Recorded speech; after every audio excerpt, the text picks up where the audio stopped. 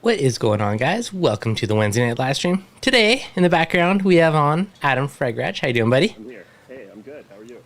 Excellent. Welcome to late night. Cheers. Stream edition.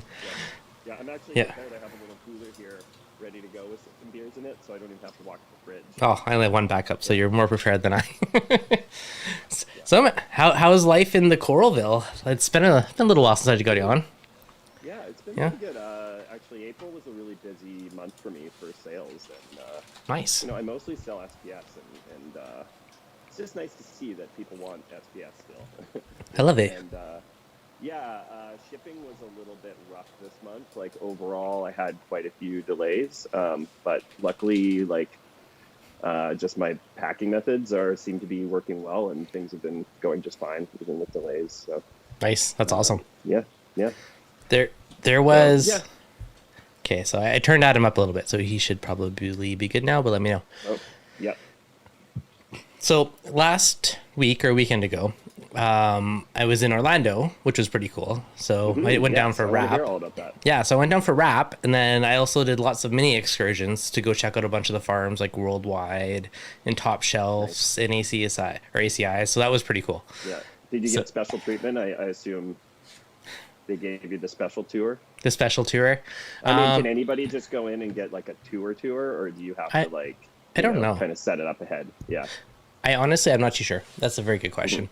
You probably have to ask real nicely.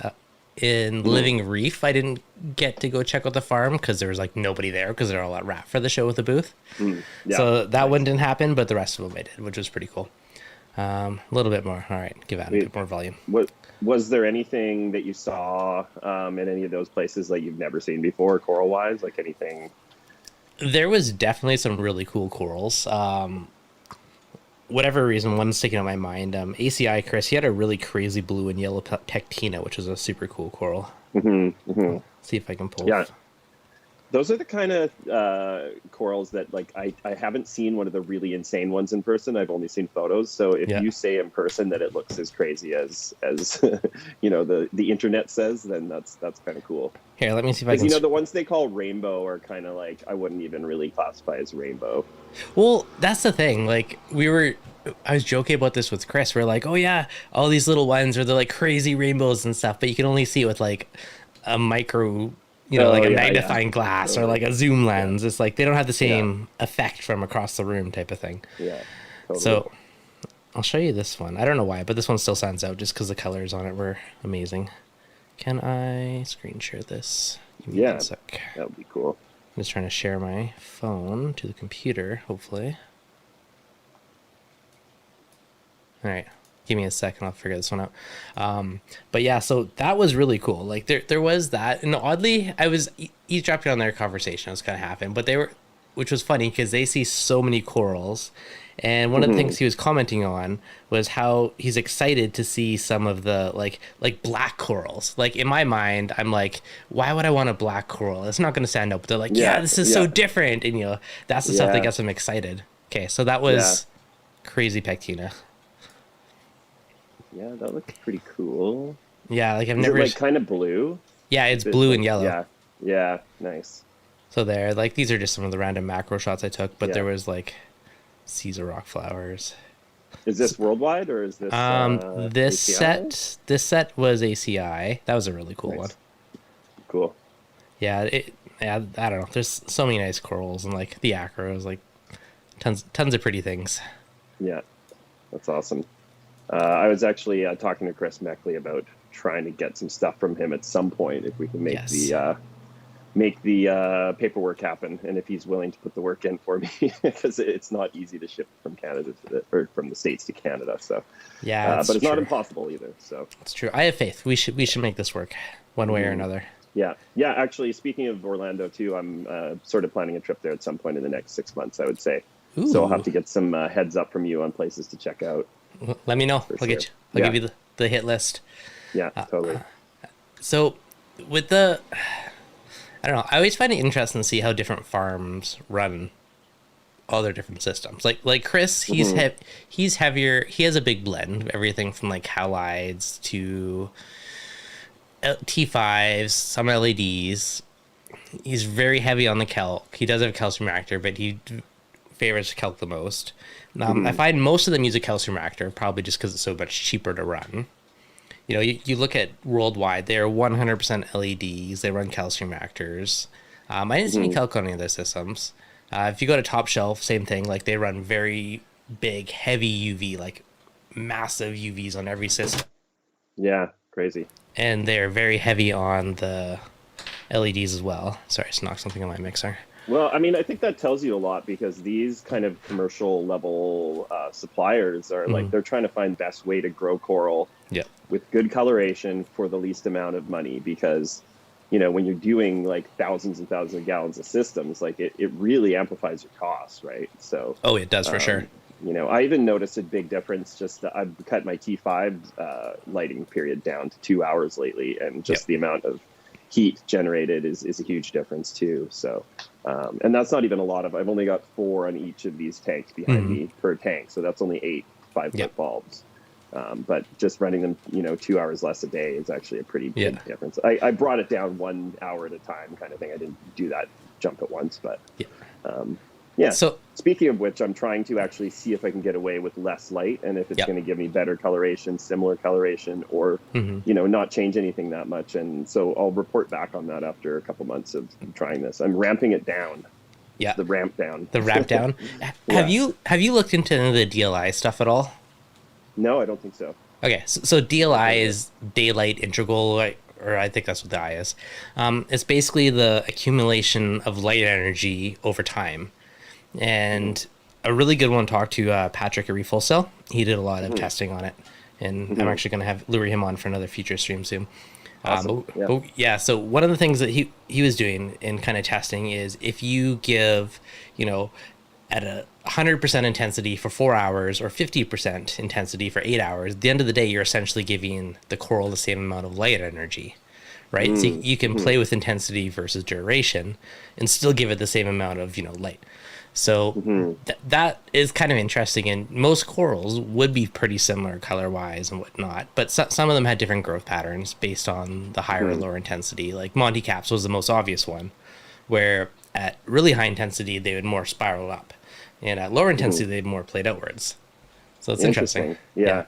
My understanding of that is that like the zooxanthellae can only photosynthesize so much in a given period. I don't know if it's the carbonic acid that builds up, but for whatever reason, there's a limit to how much photosynthesis that can occur in a 24-hour period, or maybe within a period of its, like, you know, whatever day cycle, whatever that may be. But there's a max period. So I'm kind of starting to think that maybe there's a point where we're giving too much light to our corals when they've already passed that period where photosynthesis isn't really performing its function. Yeah. That being said, is that maybe part of the period of the day where you get better coloration too? Or is it worse coloration? I don't know. Yeah. Well, if you think about it, part of what the coral's doing is building up its like sunblock layer, right, of skin, and that's part of the stuff with from the fluorescence where it builds that, you know, sunscreen layer, whatever you want to call it. And is the higher light enhancing that? Maybe it slows growth, and maybe enhances the color. I don't know. They're all like interesting ones. But I know there, like a while back, there was that one Dana Riddick article basically showing where, you know, if there's a certain point where it keeps growing, then it will stop growing for a while, where it basically is that inhibition point. And things kind of level out for a while until we'll start like actually using the energy again. Thanks for the super chat, Reefing Rabbi. So it is interesting, right? Is that point where you're just wasting par? Yeah, that's what I've been thinking. So I'm going to kind of try a couple other things, and I've been talking to a couple other people about this, is trying intervals of changing our lighting for a day or two, or maybe a few days a month where your lights are at a lower percentage or something like that. Because, you know, the idea is that maybe our conditions are too consistent and too perfect all the time. And, you know, when I was at that ocean farm back in February, it was like pretty dark by the time I was there, and it was pretty murky.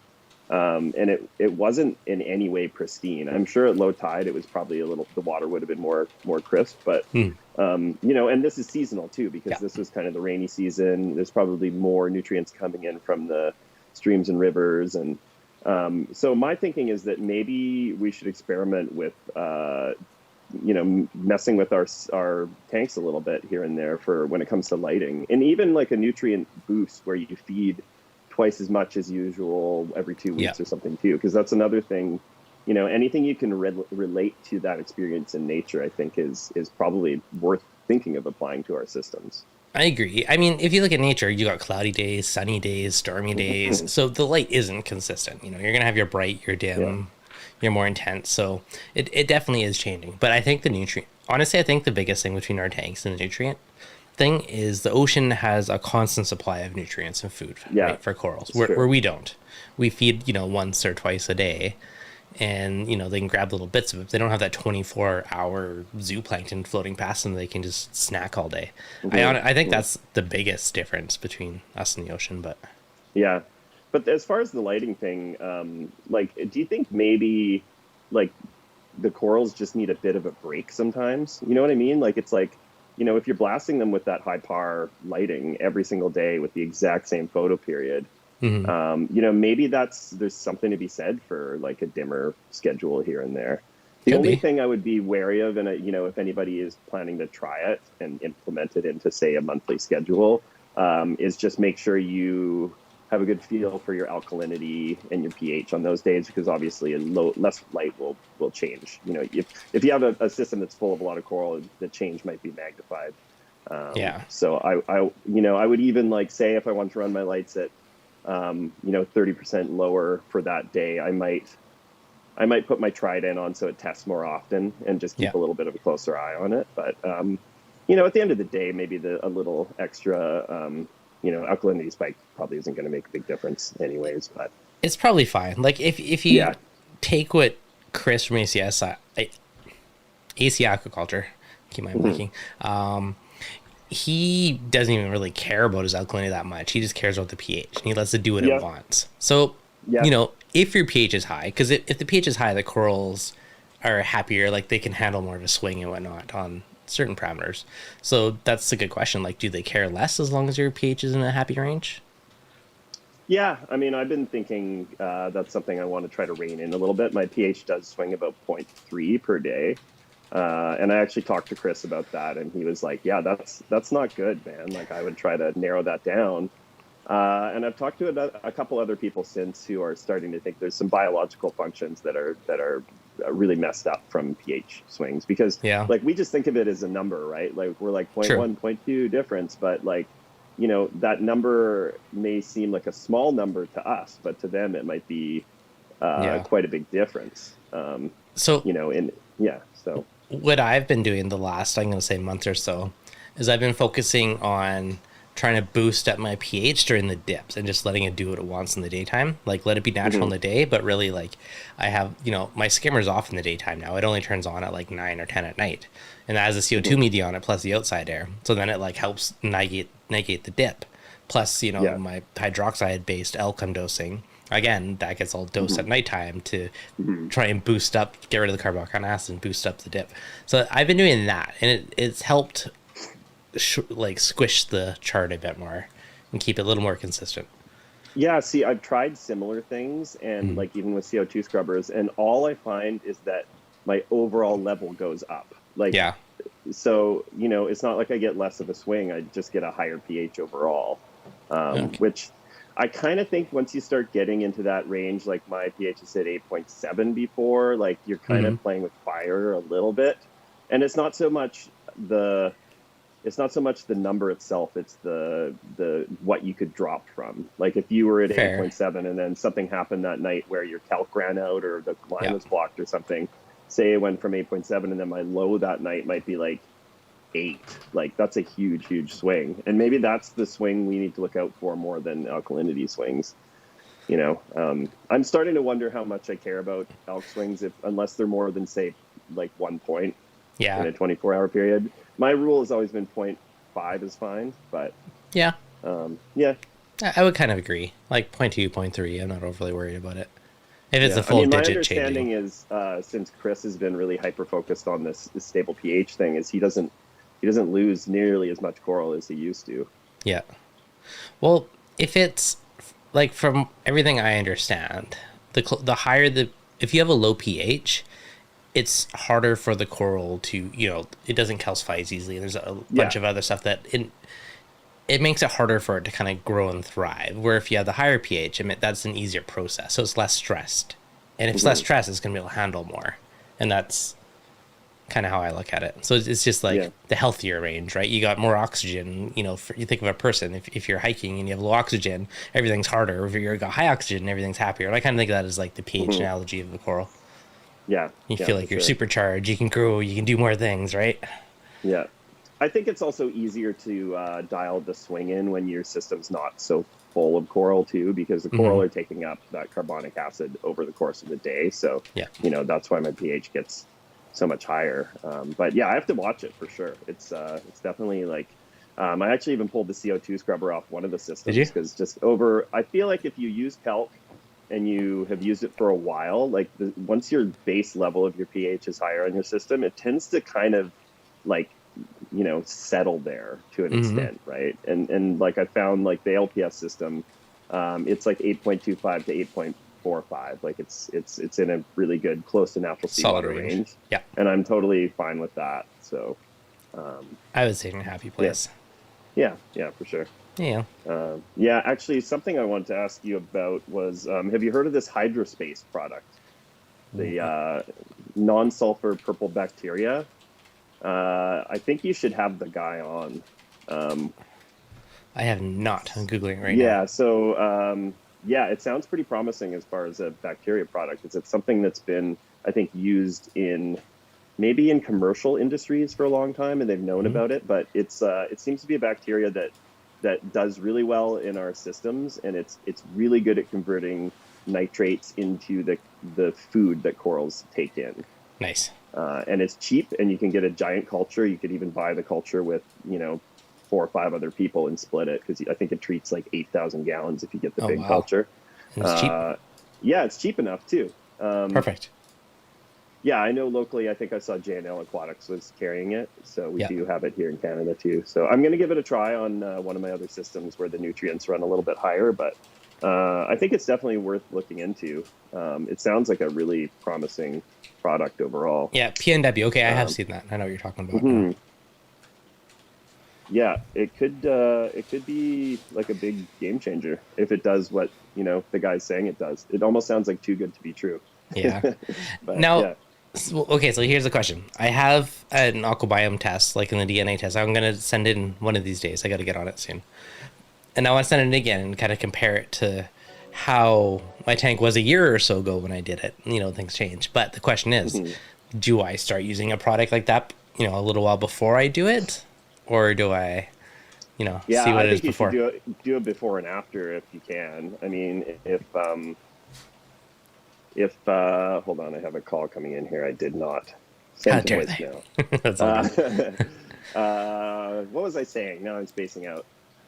I would do it before and after if you can. I mean, I would imagine Eli would be interested in the difference that it's making too. I'm sure he's aware of that company. I'll send one in before and then see if he'd be up for doing some more testing after. Yeah, because I mean, you showed me a screenshot of your nutrients like maybe a few days ago, and they're not low. Like they're not like in a dangerous range. I think they're probably totally fine as far as the ratio, but they're elevated. I would call them. Yeah, it is, and that was a couple weeks old because I ran out of reagent. I got to order some more. Yeah. But based on that, I think it would be something worth trying for you because you can afford to have your nitrate drop a little bit, right? Like true. And I kind of almost wonder if a product like this is doing okay. So the reason we keep nitrates in our system in the first place is to have nutrients that are delivered to the coral, right? Yeah. So if you have this non-sulfur purple bacteria in your system and it converts nitrates into a bacteria that the coral ingests, would it even matter if your nitrate was close to nothing if it got converted? Because then the coral's just getting the food from the bacteria anyways. True. Potentially. All that an elevated level is ensuring is that those nutrients are available. It is true. You know what I mean? Well, so there's a certain, like back in the zeolite days, everyone wanted super low, like pale colors. And then, people that had more nitrates, they generally had, I've personally thought that a lot of the corals had like more deeper, richer colors versus the super paled out colors. which to me it looked like a healthier coral versus. Hmm. So okay, but now on this point, I was talking to like some of the guys at Top Shelf. I'm pretty sure he was saying like their nitrates were like 15 to 20ish. Like they had higher nitrates too, Hmm. and all their corals looked Yeah. amazing. Yeah, and this was an intentional, like they were probably dosing nitrates to get it to that area, or was it I don't. where it had settled? I didn't ask, but that's a good question. Hmm. I am Yeah. luring one of their guys on for a future live stream though, so I'll find out. Yeah, nice. Yeah. Awesome. So do you target lower or higher nitrates? Like, do you care what they are? Or do you just keep as long as they're in I ratio? have been experimenting with keeping them lower in the past 6 months, and nothing got pale or lighter in my system. So there was a period where I was running them 20 to 25, like intentionally. Yep. And then I started focusing more on letting the nitrate be a little bit lower in the sort of like, I don't know, between 4 and 8 kind of range. Like, Yep. Somewhere less than 10 generally when I test. Mm-hmm. And then just really making sure that every time I test phosphate, it's 0.04, 0.05, somewhere in that range. And not just a little, just barely detectable 0.01 or 0.02, like getting an actual like solid reading. Because that part of that is that I can trust that if the HANA gives me, reading like that, it's like, okay, well, I know there's definitely something in there. Mm-hmm. Whereas sometimes I feel like those super low readings, I don't think we can entirely trust Fair. them. So I've been kind of shooting for say if my nitrate is 5, I'm going to try to shoot for 0.05 for phosphate. Yep. And things got better when I started raising my phosphates too. Like, Really? Especially millies. Millies seem to really, really like a little bit more phosphate. Millies have generally done well for me, and I usually have more the point, 06 to 09 is kind of where my tanks tends to settle. So I guess that would make sense. That's probably why millies do well for you. I think just because millies are like the polyp to tissue ratio so is good. like one of the highest of any coral. My favorite. It's just there's such a hungry acropora that they probably just need more food. So That's fair. so it makes sense. Yeah. I love millies. They're like, how can you not love those shaggy polyps? Yeah, I know. Yeah, they're definitely one of the faves. Apparently, they're. Are they yours? As far as what's your favorite acro? Oh, definitely up there. Okay. Yeah, apparently they're one of the first corals on the farms that the predators go for. Like the fish love them, the flatworms love them. They're just one of the favorites for sure. Yeah. Yeah. So nature likes them too. Yep. Yeah, that's fair. But they're so pretty. I love them. Yeah. In the chat, 20 nitrates, 100 nitrate. 100 is up there. That's definitely on the high side. Mm-hmm. I had mine as high as somewhere between 60 and 80 at one point. Mm-hmm. And I used a product called NitroGuard, which was like these little cubes. You put it over a bubbler. And it took about 6 to 8 weeks, but it brought them down to probably 10 or 11. And they've never went back up. They've stayed low ever since. Mm-hmm. And that was a long time ago I ran that. So I don't know how the magical stuff kept them low after that, because it all disintegrates and went away eventually.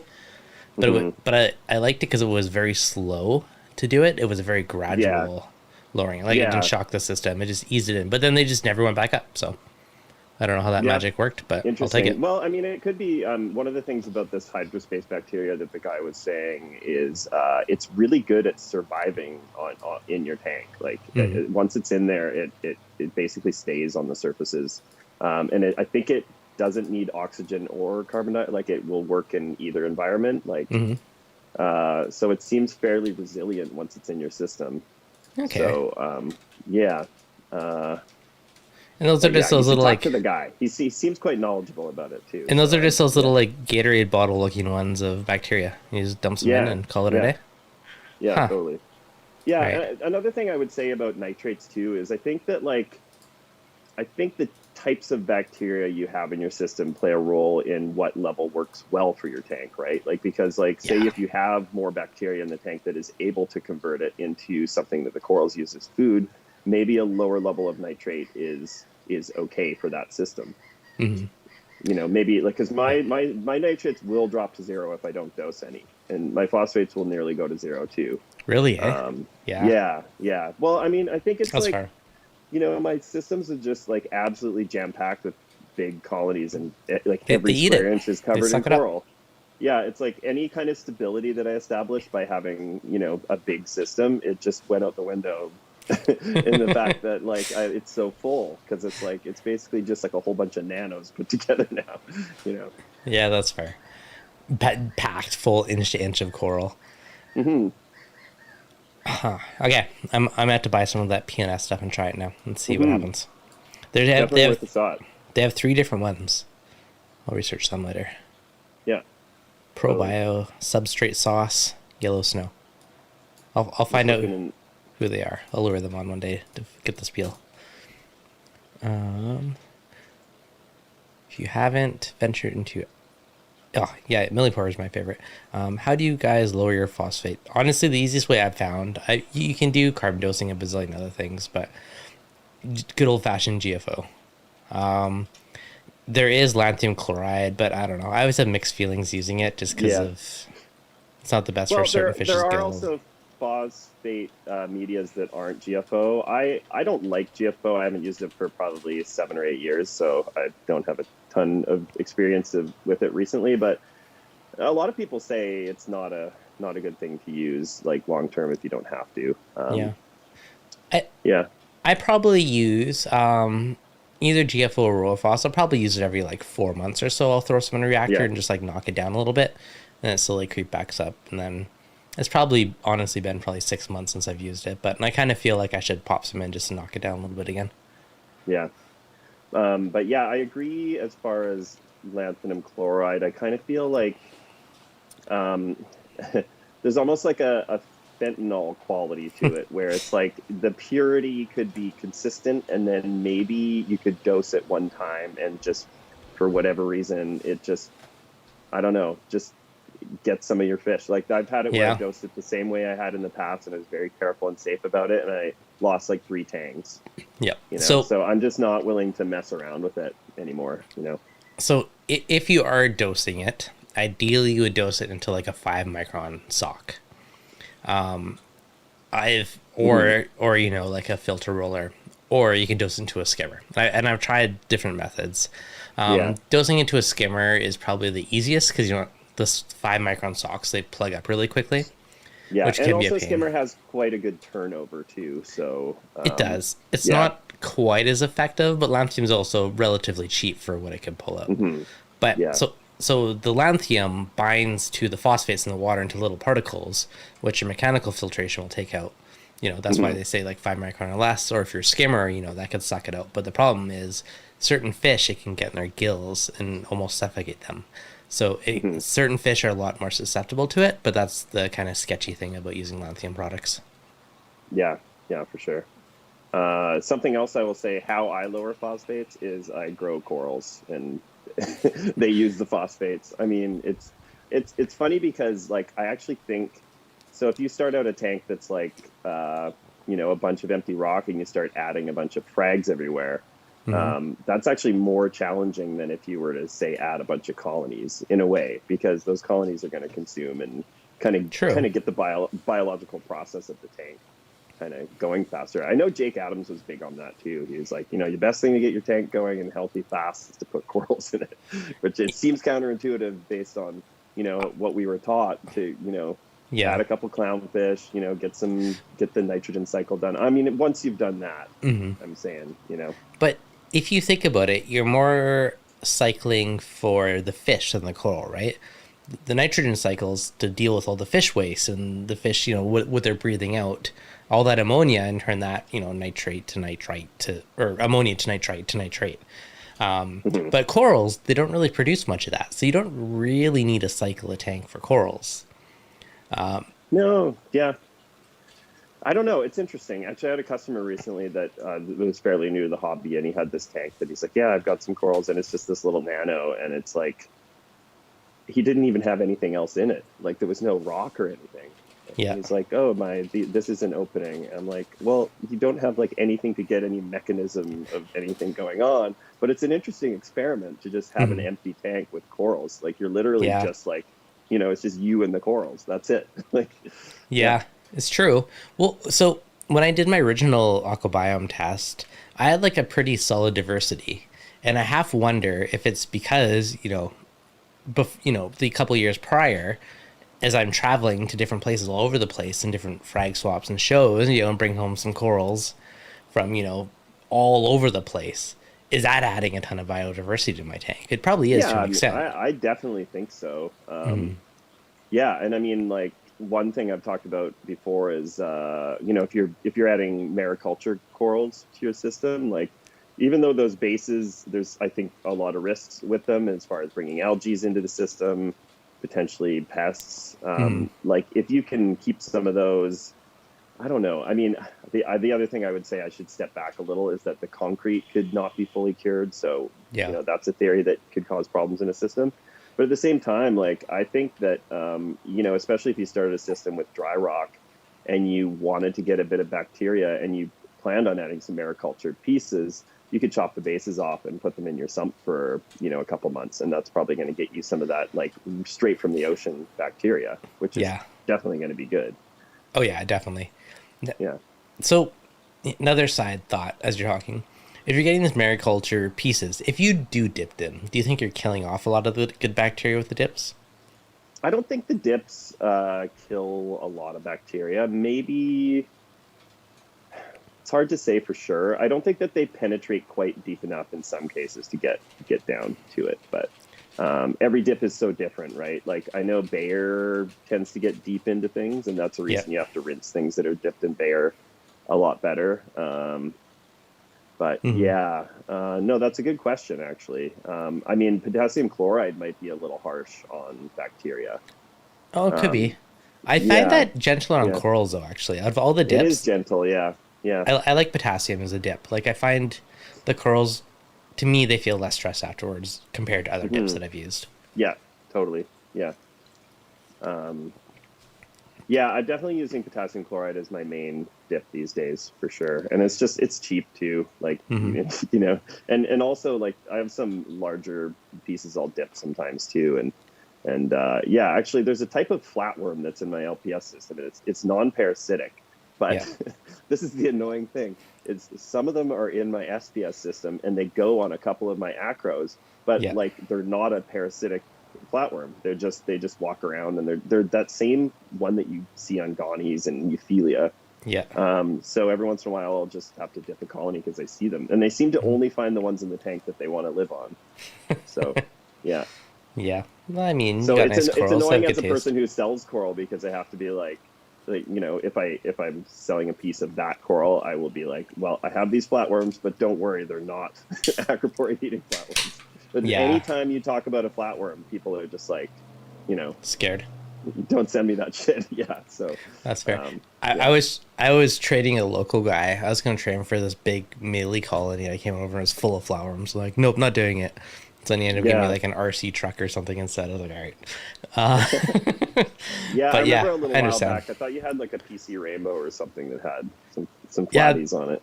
yeah. There was another frag I bought off somebody, and it had Yeah. tons of that and eggs. I'm like, not even worth it. I just tossed it. I'm like, I don't Yeah, want to no, deal with it. especially eggs. Yeah, yeah. And actually, I want to do an episode with you and talk about pests because I feel like we need an update like on pests. So we should. That's one that I Okay. want to plan for.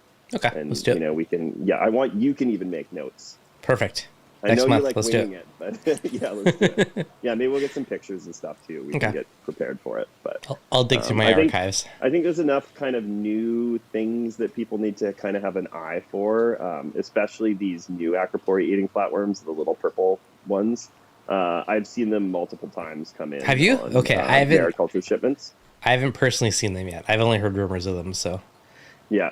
are they more resilient? I found them on one in my quarantine system Yeah. a few days ago. So they're definitely around. And I mean, that's just one out of hundreds and hundreds or thousands of these mariculture acros that have been brought into Canada. So if it's one out of like 10 pieces that were in that tank, or maybe 15 pieces, chances are lots of people are dealing with them. So If you get a fresh mariculture order in, are you gonna dip it, or are you just gonna put it in quarantine, let it chill out for a while first? So yeah, this is my process. So when things land, they go in the LPS system in the sump. Actually, I have a whole section that's set up for coral. There's racks down there Hmm. because I figure if any pests are on it, they're not going to infect my SPS system because it's an LPS system where Yeah. most of those kinds of pests are not generic to they're only going to want acros or whatever. Hmm. So they live in there for a while. They get inspected. The other thing I have is I have a smaller tank that is full of this certain type of peppermint shrimp, the quick and thally ones. I've Yeah. talked about them before. And they actually, you know what? I should send you this video because I don't know. Can you play a video if I send it to you? Yeah. Send it over Okay. Facebook, and I probably can. Okay. I got to do it on my phone because it's on here. So maybe Okay. I have another way to do it. Anyways, so they eat those purple flatworms 100%, and I have a Huh. video of them. So the acro that Nice. I found them on, Hmm. I put it in the shrimp tank, I call it, and they just absolutely decimated right away. So You're sorry, I'm having That's all good. Now you're let me not get the back. first person I've heard that from. I've heard a lot of people actually do that, where they'll use not the peppermint, whatever the like the camelback or one of the other ones that can be a pest, Yeah, but they yeah, those devour a camel lot of the shrimp. pests. Yeah, I know. And Chris Meckley was raving about, I think, the Florida ones or something like that are pretty ravenous for, like, they're fairly non-discriminate at whatever they can eat. It's just like if you have enough of them in a small system and if you don't feed them often, Yep, they're probably going to pick off whatever you throw at them. So true. uh, yeah, I'll try to find this video for you because it's Okay. on my phone, but then I'm messing around with my phone, which is filming us right now. So Ah, yes. yeah. Okay. Question in the chat, Paul B. Is reflux safe to use in an SPS dominant tank? Dealing with bryopsis for several months and don't want to kill my acros. Yeah, so reflux is fluconazole. I have used fluconazole in the past multiple times, and I've never had any negative issue from it. So I'd say yes, and I've used it at a double dose to eradicate hair algae a couple of years back, and same thing. I had no issues using it. Yeah, something I will say about fluconazole, and I know Jason Fox said this on the recent Reef Bum, is Yep. you can get away with a much lower dose than what they tell you need to do. And here I And doubled it. I've been telling people this for years because like this is the way I feel about any medication that is Hmm. like a chemical type medication. Uh, uh, so my thing with bryopsis, if I see any, is I just take a small amount of fluconazole. I mix it in some water and I take a turkey baster and I just blast the fluconazole right into the patch. Yep. And Huh. every single time it's worked. So you spot So treat it rather than basically. doing this entire treatment of the whole system, where you're doing like, it's like a crazy high dose is what they tell you online. It's Hmm. like, what is it like? I don't know. I can't remember. It's like 2 milligrams per gallon or something like that. Like you would be Yeah. putting so much in your tank. It's a And I mean, capsule per 10 obviously, gallons, I think, if I recall. yeah, yeah, something like that. And I think the capsules are 200 milligrams. I'm pretty sure. Yeah. Okay. So yeah, I mean, if you're dosing your whole system, I mean, here's the thing: is like if you have it everywhere in the system, you should pull as much of it out as possible before you Yeah. dose, anyways. Because like I think a lot of the thing where people are like, "Oh, I dosed fluconazole and my tank crashed." It's like, well, your tank didn't crash from the fluconazole. Your tank crashed from like the repercussions of the fluconazole. Like it was you probably had a nutrient spike because that algae was eating up your nutrients every day. So, Hmm. I would recommend if somebody has a tank that has quite a bit of it throughout, remove as much manually as you can, and then treat with it. Yeah. Otherwise, you're going to have problems. Yeah. No, that being said, I have dosed double dose without any noticeable impact. Yeah, So, that's good. but as a general rule, I 100% agree of starting lower on whatever you're dosing. Yeah, yeah, totally. Yeah. And that was how I discovered that fenbendazole works for aquaporia eating flatworms as well. Hmm. So I was treating for purple clove polyps that were all over my system, and I This had some did it work for aquaporia that? eating flatworms at the time. Yeah, it 100%. I mean, it wasn't something that I noticed right away, but the reason that I knew that it must have worked is that I found a colony that had eggs on it, and I Yeah. dipped it, and it had no adults. Huh. No adults came off in the dip, and to me that tells me that the adults died. And as far as I Nice. know, fenbendazole is a product that If you ever treat it on a system for like the Anthalia species, like anything in that Xenia, clove polyp, anything in that range, it actually stays in your system for quite a long time, up to a year, embedded in the surfaces and rock. So Good to know. So basically, after I saw the adults die, I didn't see any other adults hatch after that. So Nice. I don't know if it's just something that's highly toxic to them, but Either way. so it's definitely a good option. Okay, so I sent you the I got the video of these shrimp. I'm gonna pull it up. I don't know if you can see the actual flatworms, but you can just see that the shrimp are like super down with it. So yeah, and this is within like probably, and they're going right around the base, and see where it's white there, that's where the recession is from where the flatworms were eating it. So so these guys are really good workers, and they also 100% eat Monty-eating nudibranchs too. And nice. eggs. Yeah, that's awesome. Now, are those the camelback, or what kind of shrimp are they? Those are the Quakenthali. They're exported from Jakarta. Okay. Yeah, and I almost don't like talking about it because it's been hard to get more of them. So if more people are like, "Oh, I got to get some now," then it's going to be harder and harder to get them. Yeah, I'm almost at a point where I want to see if I can breed them. I was just going to suggest you start breeding them. You'll be set for future. Yeah. Oh, this is frustrating. I hope you feel my pain on this. I finally decided to start breeding some clowns just as a little fun little side thing. Yep. And I got a rotifer culture and I got everything set up, and it's like a bit of maintenance to take care of the rotifers daily. Yeah, and I just feed them in Reef Nutrition Phyto, so I'm not culturing Phyto. You should culture Phyto, but yes. Yeah, I guess I could, but I mean the Reef Nutrition stuff, it lasts a long time for a bottle, and it's one less thing I have to mess around with. But anyway, so the clowns have been laying every 2 weeks on this cleaning magnet, which is easy to remove. It's the ideal scenario because it's they're laying on an item that I can take out of the tank with absolutely no zero repercussions. Yeah, zero effort. And so they laid their last clutch, and I finally had the tank ready and everything ready to go. And the night they hatched, and then the next day I was ready for them. Sorry. So they hatched, and the next day I was going to be ready. I was like, okay, they're going to hatch soon. Nice. So I missed the hatch, and they haven't laid since, and it's been 2 weeks. So I'm just taking care of this rotifer culture, hoping that they do it. And it was every 2 weeks. It was like clockwork. They'd lay a new clutch of eggs, probably within a day or two of the last clutch hatching. So they just want you to work for it this time. Yeah, it's frustrating. So, but hopefully the same things that you apply to clownfish breeding work for shrimp as well. I think it's fairly similar. Probably. Okay. So if you're culturing rotifers, basically you got to keep the water, reasonably green and feed them Phyto daily. And you also need, generally once your culture is establishing, you also need to split that culture daily. Now, an interesting thing, I don't know if I edited into the video, but I did at Top Shelf. I filmed a video about culturing algae. One of the guys there, crazy knowledgeable. He did it for the fish industry.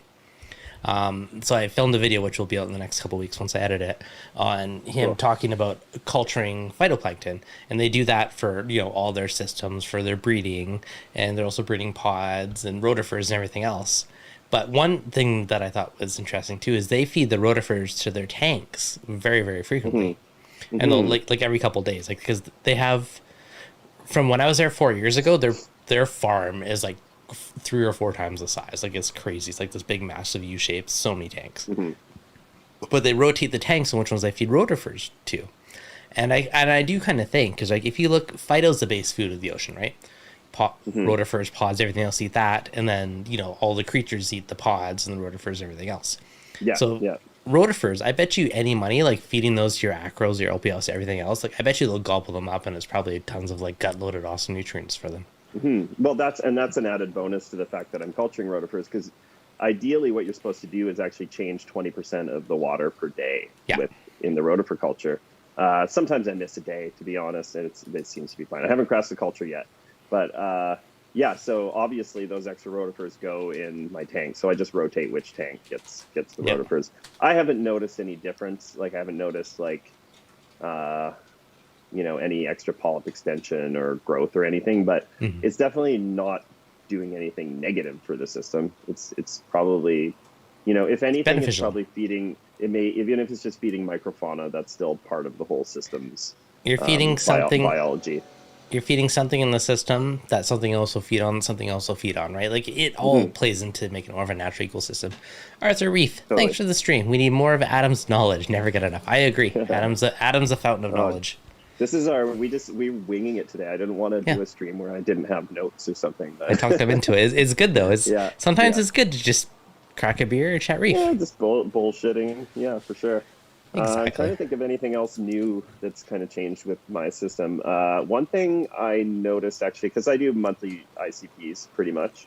I've had a couple of my trace elements have been elevated over the past few ICPs, and that is vanadium and manganese.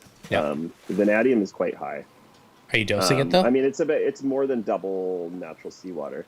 No, I'm not dosing it, but I think what's happening, and I actually talked to Chris Wood about this from Reef Blueprint or Captivate, and he told me that he thinks that because I dose trace in my 2-part, he thinks that just those elements are not being utilized as fast as the other ones because every system's different, right?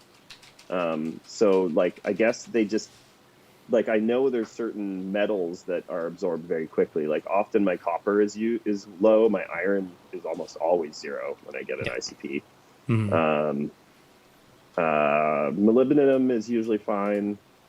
Just trying to think of some of the other metals. But yeah, for whatever reason, manganese and vanadium are the two that just don't get used as much. And if you have, like, the amount that I dose on this system, you know, any kind of little like variation where, you know, I don't know, say if you're eating a meal of whatever and you leave your carrots every time, well, you're going to get a buildup of carrots. So yeah, like it's I don't know if it's a problem. Like, I don't know if it's a concerning metal to have elevated. Like, I know tin is obviously there's ones that are more hazardous to corals, but yeah, I think I don't know. After the last ICP, I put a metal zorb in for a day. I didn't want to go too crazy with it, and before I topped up any of the other metals, I just let the metal zorb sit in there for a day, and then I did all the adjustments over the next few days. To bring all my metals back to natural seawater. Explain this metal zorb. Is that one of those pads that absorb heavy metals? Yeah, so it's a two little fishes product, and it's quite effective. It has some kind of polymers that bind metals, and it also works for aluminum. It works for pretty much every metal, but it's non-discriminate, so it's going to bring down all of your metals. In you know, I don't know if a certain metal is more prone to being absorbed from it. Yeah. But I've used it in the past, and you know, even back like years ago when I just thought something funky was going on, I put it in the tank for a couple days, and things kind of seemed to do better after that. So, nice. Yeah, it's a good product for. Yeah, I mean, there's not a lot of ways for getting metals out of your system, anyways, other than water changes. So, I have not heard of that one, but I shall try it one day. Yeah, it's definitely a good product, and the cool thing about it is you can reuse it. I think it's good for quite a while. Nice. Like you just once you've used it you put it in the tank for a day or two, and I think it kind of has an approximation of how much metals it takes out per day, and then you just dry it out, and you can store it, and it's fine for multiple That's easy. uses, so you just dry it, no special thing to like. Okay, sweet. Yeah. I've seen other ones like the polyfill whatever pads absorb different things, so it looks like a similar idea. Whatever's it's doped with to absorb it. I think because the polyfilters pull out like phosphates and other things too. They're fairly like a broad spectrum of absorption. Yeah, I don't know. Take out the nasties. Something's up. Take out all the nasties. Yeah, I think that a polyfilter is like a good thing if you have like a crash or something serious happen, like load up some of those polyfilters. But other than that, I wouldn't really mess around with them in a loaded up reef system. Have you ever had a quote unquote tank crash? I have had a tank crash. I did back in First question, but before the story, would you consider a tank crash? Like what is like, okay, that's a crash? Yeah, I mean, this is assuming I want to even tell you the story. Wow. um, Assuming you kind of do. embarrassing. It's personal, man. I know. I know. I would consider a tank crash. Yeah, let's not say that it's like 100% Mm. death, but where you get a perpetual effect of death, where you know what I mean. Like, so it's like Mm. something. There's a triggering event, and then you see, a cascading effect of things dying. Because like once something starts dying, it fouls the tank, and then Yeah. it perpetuates this, cycle of death essentially. I mean, the only reason I was able to save a lot of my corals from this crash was that I have other systems. Yeah. So, Fair. that's an advantage to having multiple tanks, right? Mm. But yeah, I had an electrical incident. This room was thrown together pretty quickly when I moved to this new place. Mm. And the joists are kind of jagged, and my lights were hanging off of the ceiling. Yeah. And one of my hanging points was not hitting the stud, and No. one of the lights one day dipped into the tank, and Dang. I think it was more of an electrical shock to the system. And basically I came home. It was my birthday, really bad birthday. Insult to injury. And yeah, I just pulled as many as the higher end pieces. I just put them in my other system right away. And there was some colonies I just had to be like, well, I don't even really have anywhere to put this, and it's looking so rough that even if I put it in another tank, like I had a rainbow loom that was like the size of a basketball. I was like, well, if this is dying, I'm not going to put it in some other system because it might crash that system because it's so big. That's a lot of depth. Yeah. So, but yeah, I mean, luckily, like I have like a really good community around me, and some, other people I know that are very good coral growers, and they kind of helped me replace a few of the big colonies that I lost, and a lot of the stuff that I still have and sell on my site today survived that crash. So Nice. So yeah. Hey, well, at least you know those are extra hardy corals now. Yeah. And one thing, that was when I started dosing the flatworm stop on my system, and I learned that it was like product that I kind of just committed to for the rest of my reefing years is some of the acros that did not seem to recover. They stayed very bleached looking when others had basically made a full recovery. They didn't really turn around until I started dosing flatworm stop. And it was Really? quick. It was like within, I would say, like there aren't that many times that I make a change on a system, like start dosing a new product, and I see a big difference within a week or two. Yeah. But this was like a week later, it was like, oh, that's starting to look like almost like it should. And then within a month, everything was just totally back to normal, if not even better than before the crash. So do you still dose it? Yeah, I do. I dose, this system's about 350 gallons of actual water, and I dose 10 mils a day. What is that relative to the recommended dose? Let's double check.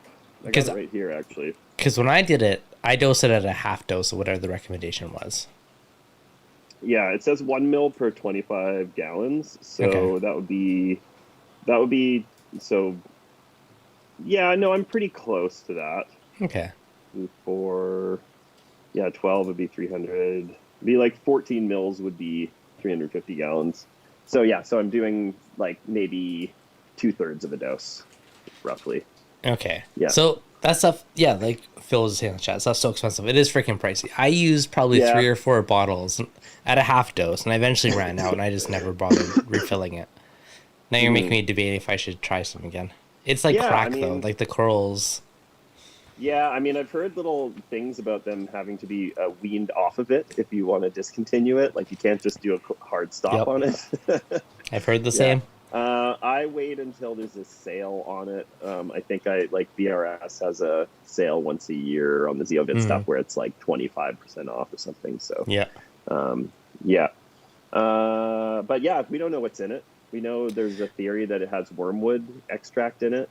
I tried a DIY version by buying wormwood extract and like steeping it in a gallon of RODI for like 3 or 4 days. And I dosed that. Yeah, like I made a tea out of it, and I dosed it, and it smelled the same.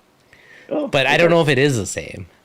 Like, nothing bad happened, but it's hard to know if anything good happened either, right? But I experimented with that.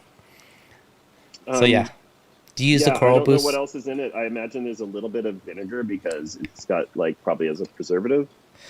Yeah, Yeah, my it's kind of like an event. apple cider vinegar smell to it. Yeah, so eventually my DIY version did get a little bit of funky bacteria stuff, so I bet you the vinegar would negate that. Yeah. Um, yeah. So here's something that I've tried with a couple products to figure out what's in them because Zeovit is so secretive. Yep. So if you say if you want to find out if there's potassium in a test, so take your Salford potassium test kit Yeah. and then start the test out and then like get it so it's at a point where it's reacting and then put a drop of that whatever that product is, and if the color changes immediately, you know 100% that it has potassium in Huh, it. that's fair. Yeah.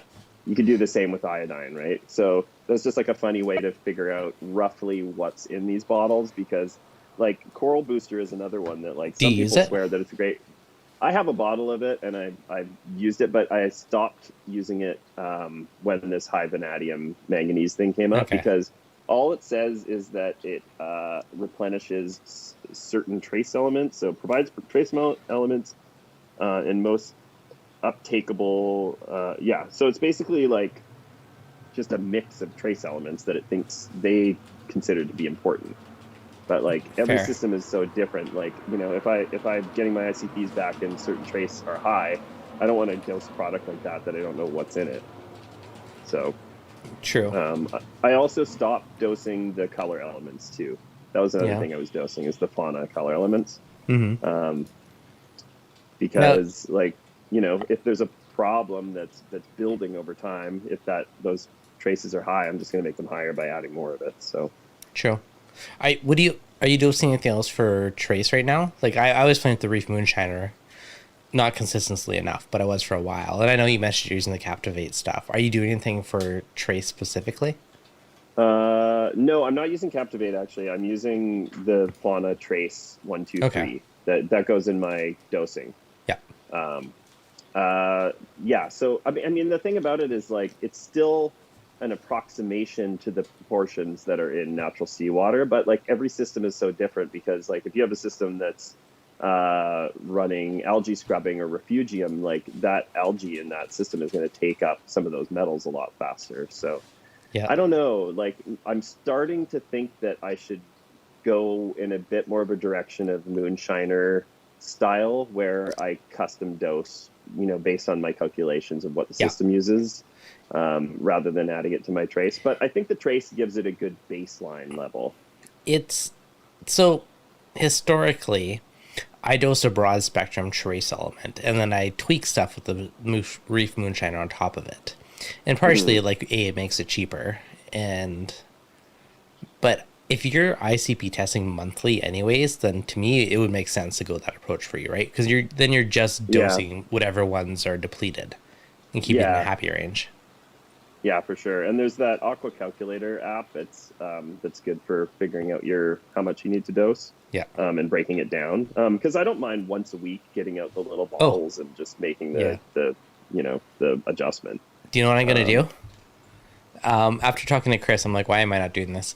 So I'm actually gonna take whatever I dose like weekly that I should be dosing daily for like the Reef Moonshiner stuff I add, mm, but take times it by like 30 and make a month batch mhm. and put it in like a gallon of water and divide it by 30 and just dose that daily. Yeah, So just add yeah. all your individual ones. Then it's on a doser and I don't have to think about it. Yeah, Good. totally. Because then you're not, yeah, because I'm not if you're dosing, consistent. if there's a discrepancy in your doser and you're Yeah. dosing something where you're trying to dose a mil a day or something, like how much Hmm. variability is there going to be in that? Like Yeah. that could definitely change. So yeah, I actually did that with my phosphate recently, as I just dosed twice as much and I made it Yeah. half as strong. Yeah. Just because like it's a more macro way to do it. Well, I'm doing it more because Yeah. I'm dosing 6 bottles, and you could do one doser, right? Like mix them Yeah. together, water it down, and then dose it daily, and then you don't have to worry Yeah. about anything Is reacting. that One the dosing head. idea? Is that if you put all of those trace elements together in the same bottle, they all get along if it's diluted? Like there's That's the no theory. precipitation. That's the Yeah, theory. That's why you do it in a bunch yeah, of RDI, and it's just because I'm a slacker with life and yeah, crazy, and I forget yeah. to I do would it be constantly. curious. So I would be curious Chris Wood says about that, because I know for him to get his Isolate MT all in one bottle, it was like a scientific secret to him. But that's highly concentrated. But I'm curious what his opinion would be of just taking other elements. And in the chat, Andre said he specifically shouldn't mix them or add it to RO water. I'll probably do it anyways and try it to see what happens. Yeah. But I'll probably do it in like a gallon worth to over a month, so it should be pretty damn diluted. Yeah. I'm unsure. I mean, I'll ask Andre. Yeah. See what he says. Yeah. Yeah, he would probably know. But I don't want to have 8 dosers for trace elements. Like, it'd be nice to just have 1 or 2, you know? Yeah, and at the same time, I don't think Chris would have done that without talking to his guys about it, which I'm sure he talked to Chris Wood, and then who's the ICP guy they use too. Exactly. I'm sure he would have. I don't think he would have. Yeah, but yeah. I don't know. It doesn't sound... I mean, if you're going like 30 times dilution, That's what I mean. That's my theory. Okay. I mean, a lot of these trace elements interact very differently. Like, the stability is different from element to element. So I don't know. Like, if you're mixing them directly, then yeah, there could be an issue. But if you're putting 10 mils into a couple liters of water, it's so diluted. I don't foresee much of an interaction, but I don't know. I'm going to have that conversation. I'm curious. Yeah, and I don't see... I mean, if you were diluting Isolate MT, what's the difference between that and diluting a bunch of trace put together in the same mixture? Yeah, right? Exactly. I don't know if there's something that he does to make them all get along in the same bottle that is some special trick, though. Like, there must be something to it. Because it's like, you're dealing with elements that are different ionically, and when you have too many opposite ions, they want to interact with each other. Yeah. Right? So I think you're just ensuring there's a better chance that they don't interact with each other if it's diluted, but maybe some of them just really want to interact. But in the chat, like Arthur just said, I like Replenish, but I feel like it feeds algae. So I use Replenish too. I don't have any algae issues, so I don't know about that claim. However, it is a trace element soup per se, so you're adding a bunch mixed together. Mm-hmm. So versus individual bottles. So that's why I'm like, okay, if they can add a bunch together, maybe it's fine. Yeah. And also, that Replenish was probably designed by Chris Wood originally for Brightwell. So, I mean, the Captivate's probably just a better version of what Replenish was. Probably. Because I don't think nothing negative on Brightwell, but I'm unsure if they've hired anybody since him that is as innovative as he is. It's probably same, different label. Who knows? Yeah, for sure. Okay, now, random question. Have you seen that ITC Parwise thing that does spectrum? I don't know if I cared about the spectrum aspect of it, but I've been curious as a spectrum meter. Have you looked at that at all? Okay, so it's like a par meter that does spectrum as well? Basically. So, I keep debating if it's worth getting one, mainly because just playing with lights and different stuff for content and everything. Well, it's not actually that expensive, hey? I know. That's why it's like, this might be cool. But I've been debating if it's worth it or not. It's like $300 US, but I'm like, it'd be cool to know spectrum. How much? Like, I don't know how accurate it is to the real spectrum. I'm sure it's close enough. Like, for $300, it's not going to be 100%, but if it's 90% there, is it good enough? Yeah, that's fair. Yeah, because like I was going to say, like, that seems cheap for something that, like, those Apogee are kind of considered one of the better par meters, and they're, what, $700 or $800 for a setup, like a good setup? Exactly, right? Like, I have the MQ510. That's like $500. Like, it's not a cheap par meter, and like that's $299. And it's not quite as accurate, but it's like good enough for most people. But same thing. Like, is spectrum meter good enough too? I guess it depends too. Like, do you care about spectrum? Like, do you? I don't know. That's the thing. I'm on the fence. What do you hope to learn from? Nothing. It's a new shiny toy, and I like techie things. To really gather any data about like what spectrum affect corals, like you would really have to be very clinical about conducting some kind of testing procedure to actually, quantify what the difference is in, like, say, if you keep your corals under this spectrum for this many hours and this spectrum for this. I don't know. Like, One thing that I think it would be interesting for is to test your spectrum with different types of lighting. So if you were to Hmm. test it with your T5s on versus just your LEDs, or if people are running metal halides, like you could kind of get a bit of a read of like the spectrum range from different lights. So Yeah, that could be interesting. true. But I But mean, like, the what thing would you is do with with that something like that information? too. I'll Like, borrow it from you if you buy it. I mean, yeah. I'll pay for shipping if you lend it to me. All right, it might cost you a frag on the way back. Yeah, yeah, okay, all right, it's fair. So like it's in my cart, but I'm like, is it worth buying? I don't know. Like it'd be interesting, and like my justification would be like for YouTube video content, right? If I'm reviewing lights and doing stuff, it'd be cool to see the spectrum as well. But aside from that, Yeah, like I don't yeah. know. I'm on the fence I with the think in your values there. position, it might be worth checking it out. Yeah, maybe just like it's like a couple beers away from that final click. All right, whoever's in the chat, would it be valuable if I had the ITC par watt USB light meter to, do spectrum readings on lights that I'm testing out? I don't know. I've been back and forth on it. Yeah, Um, I think we get a little bit too obsessed with like the small nuances of lighting, like sometimes, I think that like corals are pretty good at adapting to light. So as long as you yeah. start things in light that isn't more than they can handle, you Mm-hmm. can ramp it up and they will adjust to it. Agreed. But I often get asked about spectrum and schedules and what percentage I run things at, and it's like I don't know. Like my corals like what I have given them. Like I'll make some, like I was talking about, I'll make small changes. I'm gonna try this lower light thing for a while. Mm-hmm. Um, I think we're just making changes all the time, just hoping that it's going to make something better, And Yeah. sometimes I don't know. I mean, sometimes things get better, not always. Sometimes they Well, just stay the same. that's the thing, right? Like, people have so many battles over which salt to use, which light to use. Like, at the end of the day, they're all gonna grow, right? Corals are gonna Hmm. survive. They're gonna grow. Some might be more pure. Some will make your mixing bin less nasty. Some lights have better control. Some will give you a better visual representation. Like the Yeah, colors you yeah. see are what's reflected back at you. So if a light has a broader spectrum and more, if it's an LED, more diodes, you're gonna have a broader range of colors that are highlighted back to you. Hmm. So yes, it looks better. It Fancier lights with more LEDs or more spectrum tend to look better to you versus Hmm. the one that's just blue or just blue and white. But they're both going to grow coral, right?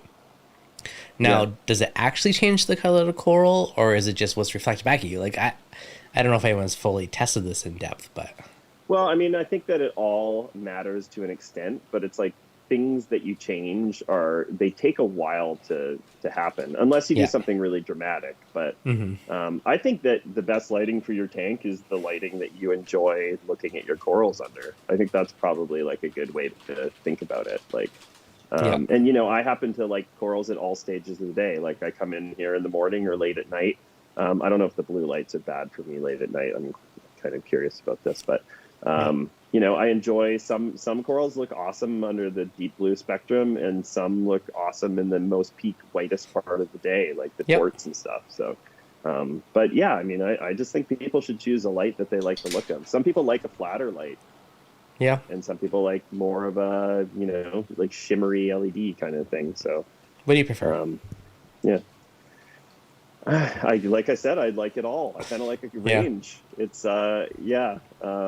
It's all about just like like not every coral looks great under the whiter lights, and Yep. and I think the people that are really championing for they're like, I like white light. I don't know what's with all this blue light. It's like, yeah, like I like I both. agree. I think that's cool, but like you're not gonna convince me that that being said, I think that a healthy coral, no matter what, should look good under a white light if it's Yeah. healthy. I think that's a good Yeah. indication of if it's healthy. I Because agree. it's easy to kind of blast something with a deep blue spectrum, and if it's a coral that fluoresces, it's going to look okay, and it Mm-hmm. may look healthy, um, but yeah, like I think truly healthy corals are going to look good under, that 10K kind of spectrum. That's fair. I like it. Yeah. I Yeah, I've always appreciated both. And then same thing, my tanks start blue, they go whiter for about 4 hours, and they go back to like more of an AB plus bluer for a while. Best of both worlds. Yeah, totally.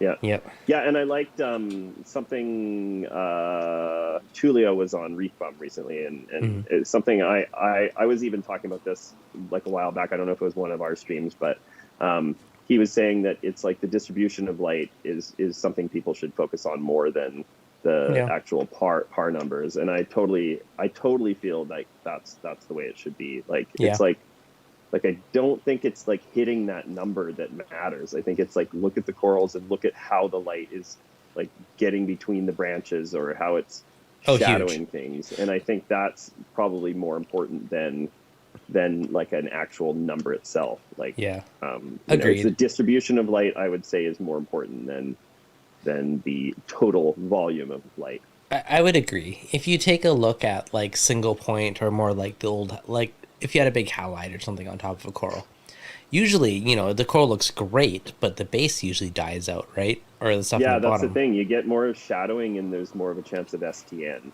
Yeah. But Yeah. now, like, I don't really know, like, people that have, a decent spread of either T5s or like a grid of LEDs, you don't really see a lot of dead bases anymore. Like, because there's so much light everywhere, Yeah. crisscrossing Yeah. and bouncing off the thing that you Yeah. don't have those white die off in the bases like you used to. Yeah, well, I mean, the LED manufacturers are getting really good at diffusing and just the way they do more panel style. Like even the newer Radions, the Gen 5s and 6s, it Yep. is really just a small panel. It's It not so is. much like a puck like the other ones, the older generations.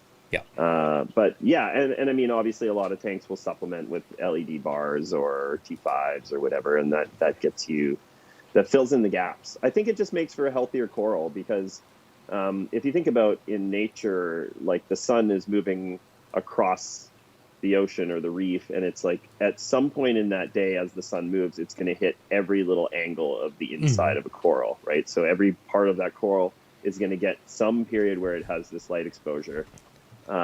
Whereas in our tanks, it's just so static. So unless somebody's building some moving light track, I have um, moving lights actually. yeah, I actually there was a guy that he lived on like Vancouver Island here, and Yeah. he was some kind of engineer or something, and he built this metal halide for his frag tank, and Yeah. it just had this slow like it would move back and forth, Yeah. like it took about a Huh. minute per cycle, and I kind of a Crazy. cool concept, but The Solartronic that I have laying up the sump chamber of the frag tank beside me, it has two like Reef Bright style LED bars built into the outside, yeah, and there's two pucks, and you can rotate the pucks throughout the day, so you can change the angle of the light throughout the day. okay, that's cool. Yeah, I want to see that actually. That's pretty interesting.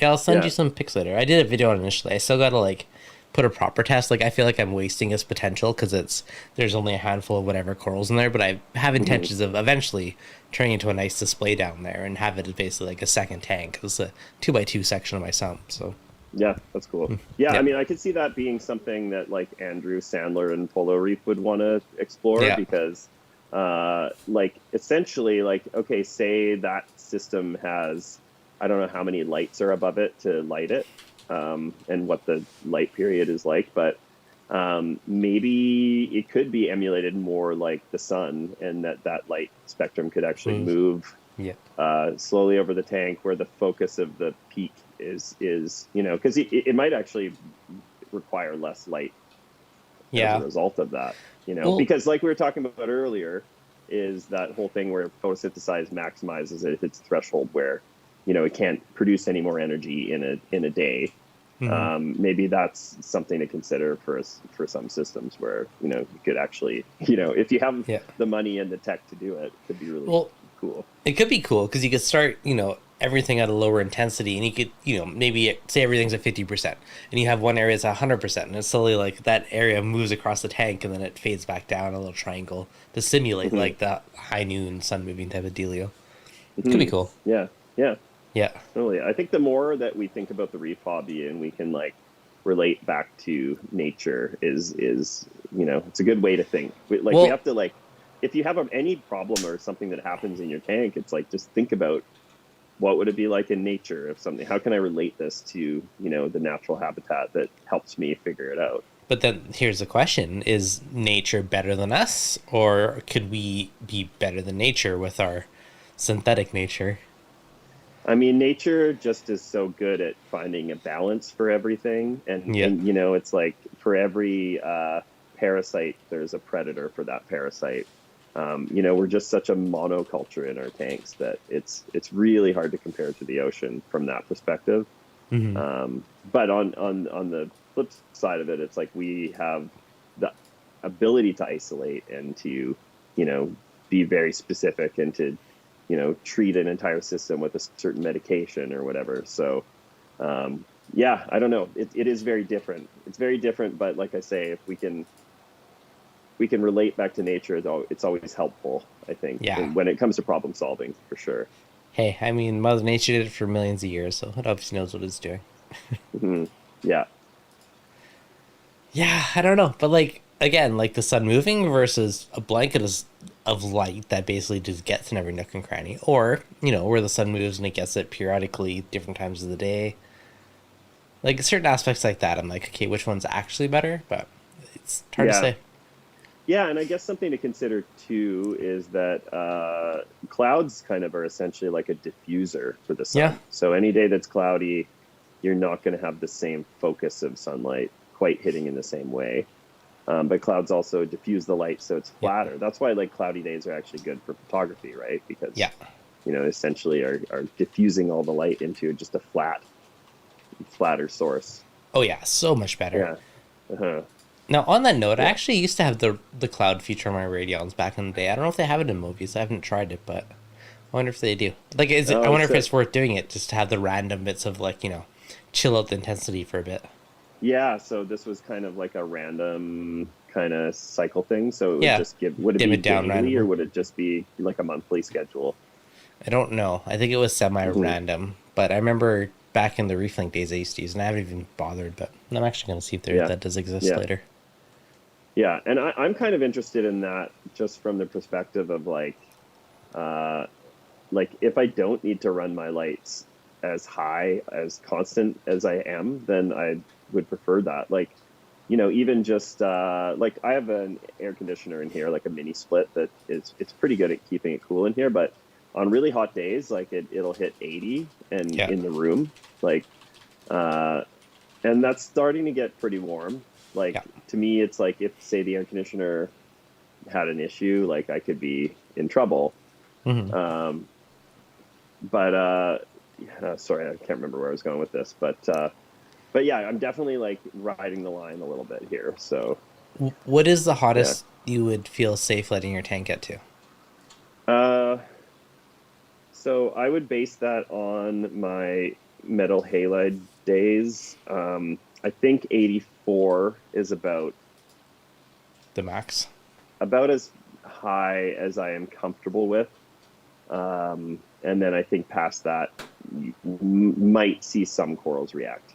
Okay. But yeah, Like in my mind, anything over 82, like I have my thing, like the Apex scheduled to turn off the lights and stuff like that to yeah, cool her down a bit. yeah, yeah. Oh, I remember what I was going to say. I was going to say that on the hot days, I can actually not run my T5s or something Yeah.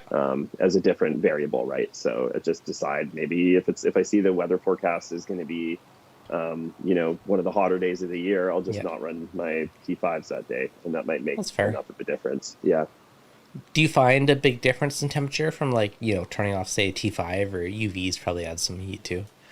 Yeah, T5s definitely they get pretty hot, and it's not that like it's that it's a long bulb that's generating heat all throughout. So like even though like metal halides seem really really hot, like that's a fairly small like focused Footprint. area. So Yeah. if you were to take all the heat from a 5 foot T5 and put it into like the length of a metal halide, it's probably fairly similar amount of heat being put out. Yeah. Even if you're like, yeah, oh, that doesn't feel that hot, it's like, yeah, but magnify that times 10, Yeah. So yeah, no, I don't think T5s are particularly cool at all. Like they're pretty hot. um Yeah. yeah. Yeah, that's fair. I I purposely turned off my UV for a while too, but I finally turned it back on again. I turned it off to like save heat on the tank for a while, Yeah. and then I realized that my tank was reading higher than it actually was when I actually like used a proper thermometer to verify it. So I recalibrate it, and I'm like, oh, okay, I'm in a happy range still. So, Yeah. case in point, calibrate your Yeah. thermometers once in a while. I haven't done it in Uh, years and years and years, and finally I was like, oh, you're reading a couple degrees higher than you should be. yeah. Did you Yeah, find UV makes a fairly big difference on your system for heat?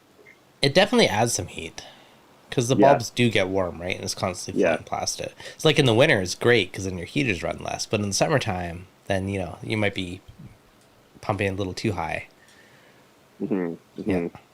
Yeah, no, that's another thing for me to consider actually, because I am running UV on these systems. I think it's the 54 watt, maybe 55 watt. yeah, Does that sound right? Does that sound like a number that they would have? that's what I have. It's the Aqua UV, yeah. I got the same one.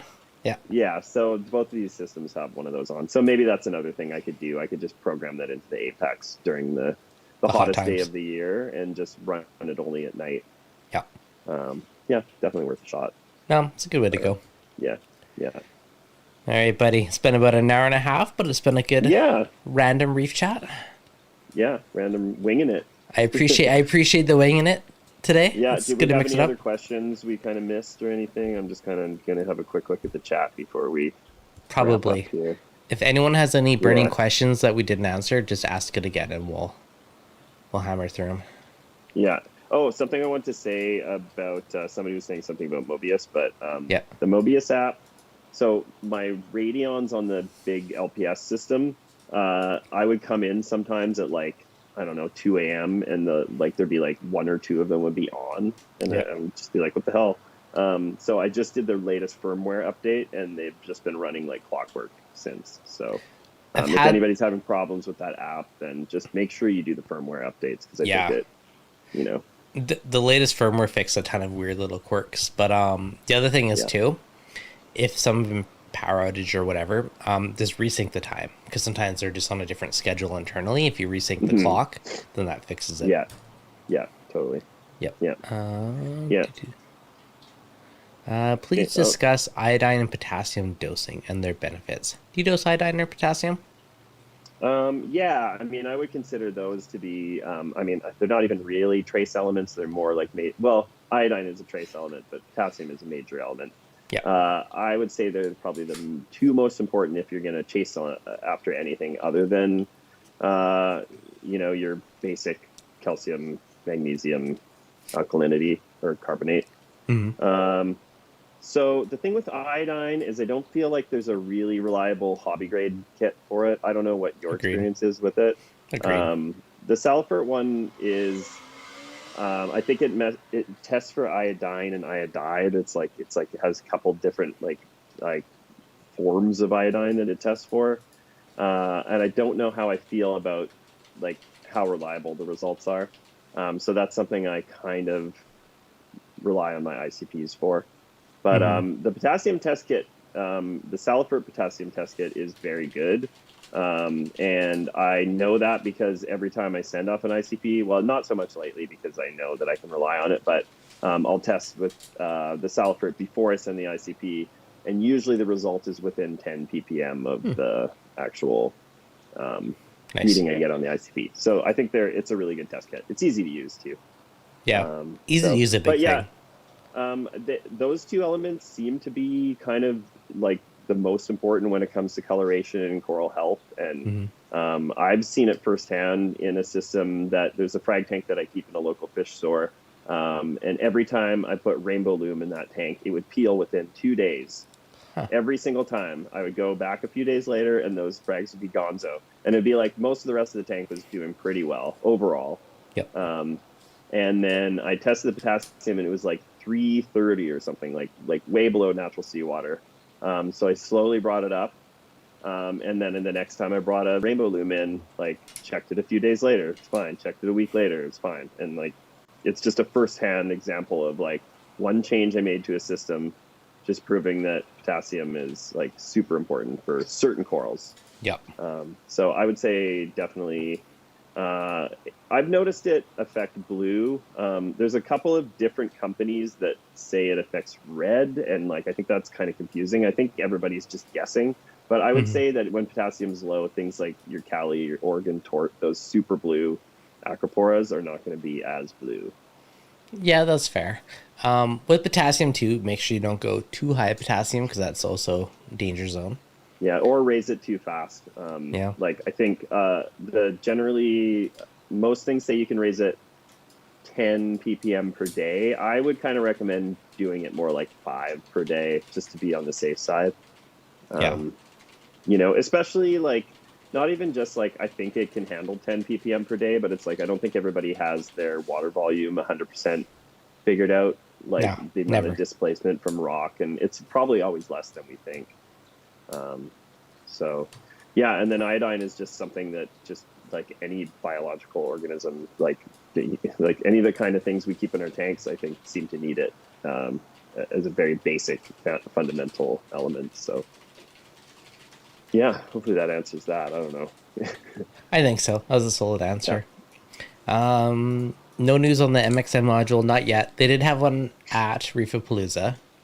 No official date yet, but hopefully soon. Mobius Wi-Fi, yeah, same thing. No, nothing official, not one yet. Most things like your lighting, your pumps, you probably shouldn't be effing with if you're not close to your tank. Tweaking the doser, I do agree with that one though. That's the one thing that is nice to be able to do remotely. Yeah, 100%. If you have like a Trident or an Alcatronic or one of those kind of things, then Yep. yeah, no, that's a game changer for sure, especially on vacation. What do you use? Do you have an auto tester? I have Tridents on a Yeah. couple of the tanks, but I actually didn't even put one on the LPS system because it's like so stable. Like Yeah.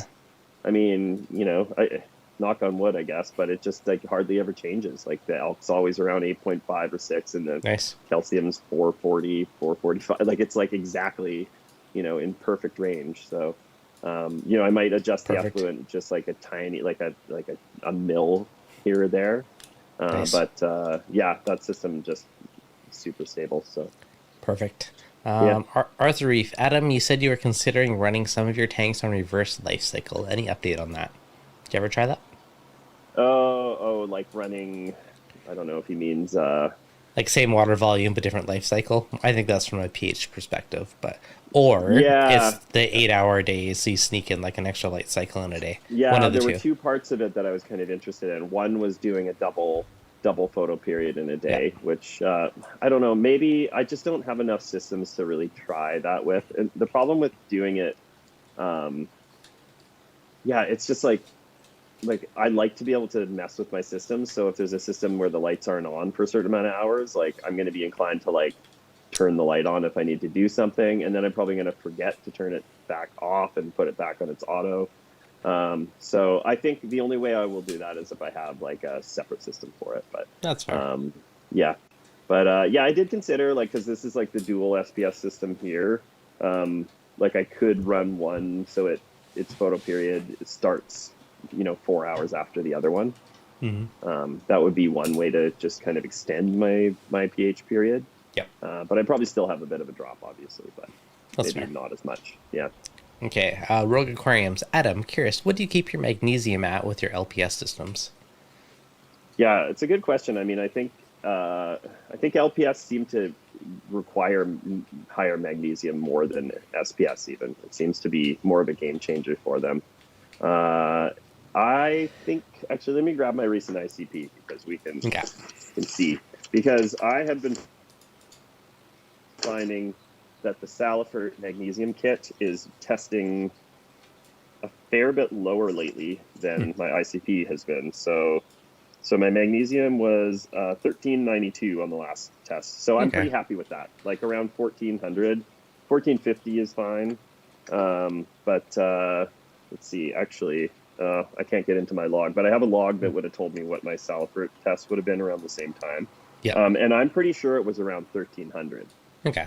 I'm pretty sure it was lower. So, and I trust the ICP obviously more than the kit. So, Yeah. yeah, 1400, 1450. I definitely have noticed some LPS like struggle when things get below about 1250. Yeah. Yeah, I tend to keep mine probably about 1250 to 1400. It's usually like Yeah. 13 something on Yeah. average, but good to know though on the Something low that and I LPS. heard is a good way to do it. Let me just figure this out for a second.